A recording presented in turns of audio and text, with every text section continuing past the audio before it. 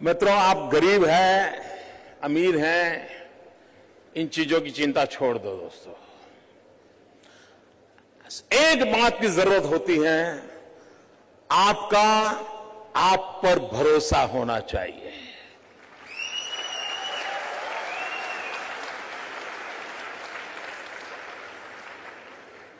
मित्रों, मेरे परिवार में 7 पीढ़ी में राजनीति का रवि मालूम नहीं है। मेरे परिवार में कोई राजनीति क्या होती कुछ पता नहीं मेरे परिवार में। और मेरा बैकग्राउंड भी बिल्कुल सामान्य गरीब परिवार का है। आप में से बहुत कम लोगों को मालूम होगा, मैंने पहली बार अभी 2 दिन पहले दिल्ली में आया था तो पहली बार अपने मुंह से मैं बोला था, मित्रों, मैं बचपन में रेल के डिब्बे में चाय बेचता था।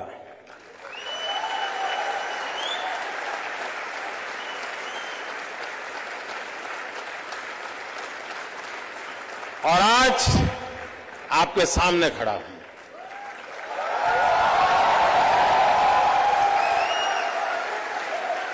और इसलिए दोस्तों, आप ये चिंता छोड़ दीजिए आपका बैकग्राउंड क्या है।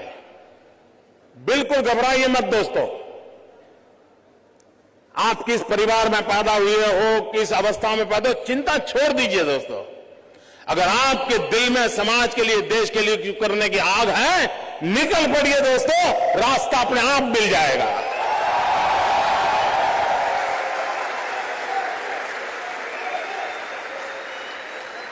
लेकिन मित्रों, लेना, पाना, बनना, ये ख्वाब लेके चलोगे तो ख्वाब ही रह जाएगा। लेकिन देने के मिजाज से निकलोगे तो दुनिया आपके चरण चूमने लग जाएगी। ये मैं आपको विश्वास देता हूं।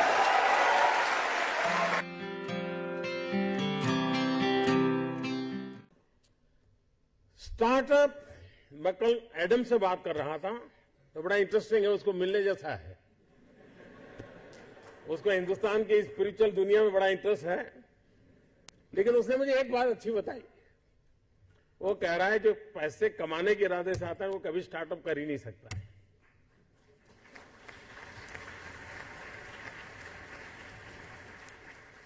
जो कुछ करने के इरादे से आता है, पैसे उसके लिए बाय प्रोडक्ट होते हैं। और आप सबने देखा होगा कि आप लोगों ने जब शुरू किया होगा तब आपने बैंक बैलेंस क्या होगा ये कभी नहीं सोचा होगा। लेकिन किसकी जिंदगी में क्या बदलाव लाता हूं यह सोचा होगा, तब हुआ होगा।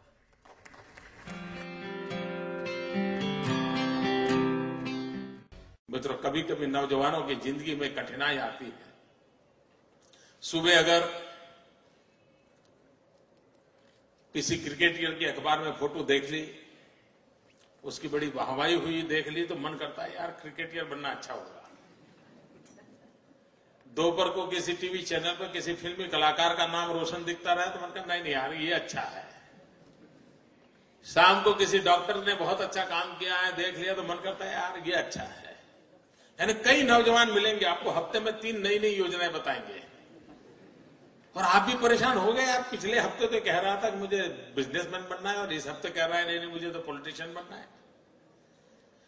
मित्रों, ज्यादातर लोग ऐसे हैं जिनकी इच्छाएं रोज जन्म लेती हैं और ज्यादातर इच्छाओं का बाल मृत्यु हो जाता है। मित्रों, ऐसी क्या इच्छा होती है जिसका बाल मृत्यु हो जाए? कुछ लोगों की तो इच्छा ऐसी होती है जिसका गर्भधारण ही नहीं होता।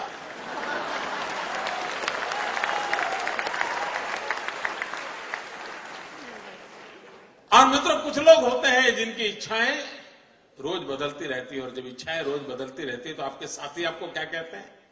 आपको यही कहेंगे यार छोड़ो, वो तो बड़ा तरंगी है, वो सुबह शाम नई नई चीजें सोचता रहता है, वो बेकार है यार, वो तो ऐसे ही उटपटांग बातें करता है। ऐसा ही होता है ना। मित्रों, मेरा कोई नौजवान साथी ऐसा नहीं होना चाहिए जिसकी इच्छाएं लोगों के लिए मजाक का कारण बने। कोई नौजवान ऐसा नहीं होना चाहिए जिसकी इच्छाएं तरंग बन जाए। और इसलिए मित्रों आवश्यक है और कोशिश करनी चाहिए। इच्छा बुरी चीज नहीं है। लेकिन इच्छाओं को बदलते रहना बुरी चीज है।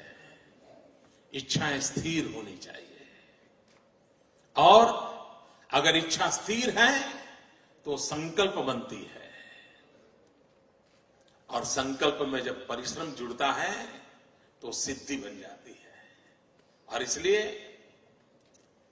इच्छा प्लस स्थिरता इज इक्वल टू संकल्प, संकल्प प्लस परिश्रम इज इक्वल टू सिद्धि। इस छोटे से अर्थ अलजेब्रा के समीकरण को लेकर के हम जिंदगी को बनाने की कोशिश करेंगे तो मैं मानता हूं मित्रों कि हम जीवन में कभी विफल नहीं हो सकते।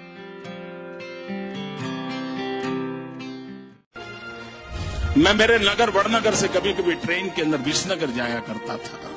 एक 12-15 साल का किशोर जिसको पोलियो हुआ था, कमर के नीचे का शरीर काम नहीं कर रहा था, वो मुश्किल से ट्रेन के अंदर चढ़ गया। उस गंदे कपड़े थे, भिक्षुक जैसा लगता था, लेकिन वो भीख नहीं मांगता था और हर किसी के पास जाकर के वो रिक्वेस्ट करता था मुझे बूट पॉलिश करने के लिए दीजिए। और उस समय 10-15 पैसे में बूट पॉलिश होती थी, और लोग कभी दया भाव के कारण, कभी करुणा के भाव के कारण उससे अपना जूतों की पॉलिश करवाते होंगे। लेकिन मैंने देखा, पॉलिश वाले करने वाले बहुत देखे थे, लेकिन इस बच्चे की तरफ मेरा ध्यान गया।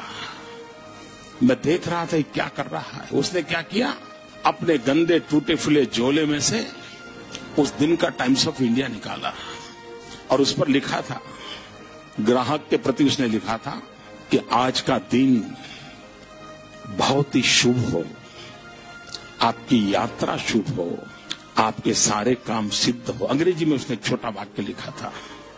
और जैसे ही उसने जूते दिए पॉलिश करने के लिए, तो इसने उनके हाथ में टाइम्स ऑफ इंडिया पकड़ा दिया। उस ग्राहक को भी लगा कि 10 पैसे में पॉलिश हो रही है और 1 रुपए का अखबार पढ़ने को मिल जाता है। इस घटना को मैं देख रहा था, तो मैंने उस बालक को पूछा, मैंने कहा भाई तुम हो कौन? बोले मैं कर्नाटक का हूं, कोई परिवार में है नहीं, मेरी शरीर की हालत अच्छी नहीं है, लेकिन मैं सम्मान से जीना चाहता हूं, इसलिए मैं यहां पहुंच गया हूं, करते करते काम कर रहा हूं। और बोले मैं लोगों की सबसे अधिक सेवा करना चाहता हूं। बोले हर दिन सुबह एक टाइम्स ऑफ इंडिया खरीद लेता हूं और दिन भर में 25-30 लोगों की जब पॉलिश करता हूं, 5 मिनट 7 मिनट पॉलिश करता हूं, उतनी देर वो अखबार पढ़ लेते हैं और मुझे आशीर्वाद भी देते हैं, पैसे भी देते हैं। मैंने इस दृश्य को देखा, तब मुझे गीता पूरी तरह समझ आ गई। मुझे लगा इसको कहते हैं योग कर्मसु कौशलम। पॉलिश करने वाले काम को उसने योग बना करके जिस प्रकार से उसमें प्रोफेशनलिज्म ला करके काम किया था, और यही तो योग कर्मसु कौशलम है, जो जिंदगी को जोड़ देता है, कार्य में जीवन को जोक देता है। वो यौगिक अवस्था को प्राप्त करके जीवन में एक अद्भुत अनुभूति का एहसास करता है। संगठन का काम करना, ये उनका जो मूलतम कार्य है वो है। कई प्रांतों में पार्टी का काम करते रहे हैं और जिन लोगों के साथ काम करते रहे हैं उनको भी लगता है कि वो टफ टास्क मास्टर हैं, डिसिप्लिनरियन हैं, नए नए आइडियाज उनको सूझते हैं। अगर वो चुनाव लड़वा रहे हैं पार्टी को किसी प्रांत में, तो उसमें भी वो क्रिएटिव हैं। संगठन को और मजबूत कैसे बनाना, पार्टी का नेटवर्क और कैसे, या उसका बेस कैसे और भी ब्रॉड बनाना, वो उसमें अच्छी तरह से उनकी शक्ति का वो उपयोग करते हैं। ऑर्गेनाइजेशन तो बहुत अच्छा करते ही हैं, इसलिए तो यहाँ भी काफी ऑर्गेनाइजेशनल ड्यूटीज उनको दी जाती है। So that there is no question that he is a very good organiser. राजनीतिक के रूप में मैं ये मान सकता हूँ कि उनकी और हमारी विचारधारा में चाहे जितनी भी भिन्नता हो, पर वो अपनी विचारधारा के प्रति प्रतिबद्ध राजनीतिक है। और उनके बारे में जो आम धारणा है वो ये है कि संगठन के में उनकी बड़ी अच्छी पकड़ है।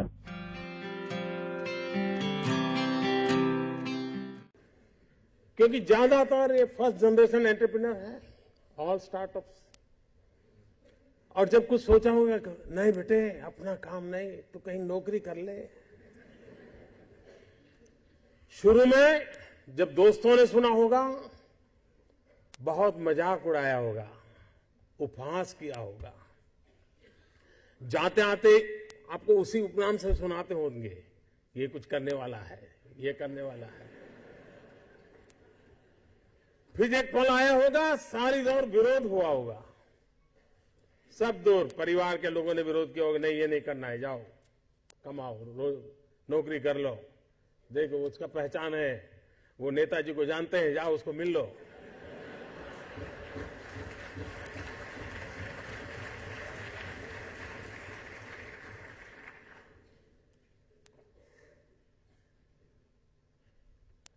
उस विरोध के बावजूद भी जो टिके होंगे, आज सब लोग कहते होंगे कि यार इसने तो कमाल कर दी, कुछ ऐसा मुझे भी करना है। हर किसी के स्टार्टअप की जिंदगी की यही कहानी है। एक भीतर से एक ऊर्जा होती है, भीतर में सपने होते हैं, उसके साथ खप जाने का इरादा होता है, तब जाकर के परिस्थितियां पलटती है।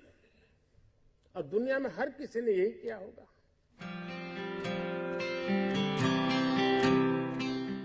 आपके जीवन में आप उस अवस्था में है, उस अवस्था में इतना पसीना बहाना चाहिए, इतना पसीना बहाना चाहिए, साथियों को लगना चाहिए कि यार ये एक बड़ा अवसर ऐसा है, खुद मेहनत करता है तो और औरों को कभी कहना नहीं पड़ता है, तो सब लोग दौड़ते हैं। आप अगर बोर्ड लगाओगे एक समय पर ऑफिस आना चाहिए, उसकी उतनी ताकत नहीं है कि आप समय के पहले 5 मिनट पहुंच जाए, उसकी ताकत है। आप अफसरों को कहेंगे भाई सप्ताह में 1 दिन दौरा करना चाहिए, रात को गांव में रुकना चाहिए, 2 दिन रुकना चाहिए, उतनी ताकत नहीं है कि जब तक हम जाकर के रुके।